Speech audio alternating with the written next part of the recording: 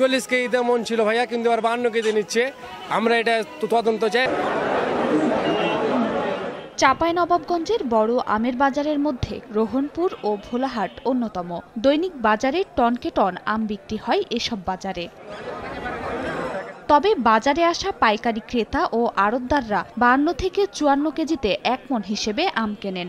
বিক্রেতাদের অভিযোগ, একটি সিন্ডিকেট করে তাদের কাছ থেকে বাড়তি ওজনে আম কেনা হচ্ছে। মণ প্রতি 12 থেকে 14 কেজি বেশি নেয়ায় ক্ষতিগ্রস্ত হচ্ছেন তারা। বছরের পর বছর এভাবেই আম বেচাকেনা হলেও কোনো পদক্ষেপ নিচ্ছে না প্রশাসন। এবছর আমের উৎপাদন কম হওয়ার পর এমন অনিয়মে লোকসানের শঙ্কায় তারা। 45, 46, 47, 48 1 কেজি বাড়তে 40 কেজিতে মন ছিল ভাইয়া, কিন্তু আর 52 কেজি নিচ্ছে। আমরা এটা তদন্ত চাই। ব্যাপারী, আড়তদার, ফড়িয়া এই সিন্ডিকেটের কাছে আম চাষি, হাজার হাজার আম চাষি আমরা জিম্মি হয়ে পড়েছি। এ নিয়ে ক্যামেরার সামনে কথা বলতে রাজি হননি কোনো আড়তদার। তবে ব্যবস্থা নেয়ার আশ্বাস সংশ্লিষ্ট বিভাগগুলোর।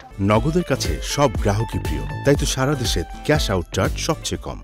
মনে 40 কেজির যে উপরে নেয় সে বিষয়টি আলোচিত হয়েছে। জেলা প্রশাসক মহোদয় রয়েছেন, উনি কিন্তু এটি বিষয়টা আপনার আলোচনায় বলেছেন এবং এটির ব্যবস্থা নেবেন বলেছেন। আমরা ঊর্ধ্বতন কর্তৃপক্ষকে সার্বিক বিষয়টি জানিয়েছি। তাদের নির্দেশনা পাওয়া মাত্র আমরা আরও প্রয়োজনীয় ব্যবস্থা গ্রহণ করব। কৃষি বিভাগের তথ্য মতে চলতি মৌসুমে চাঁপাইনবাবগঞ্জের 37,604 হেক্টর জমির আম বাগানে উৎপাদনের লক্ষ্যমাত্রা নির্ধারণ করা হয়েছে প্রায় 4.5 লাখ মেট্রিক টন আম। সময় সংবাদ, চাঁপাইনবাবগঞ্জ।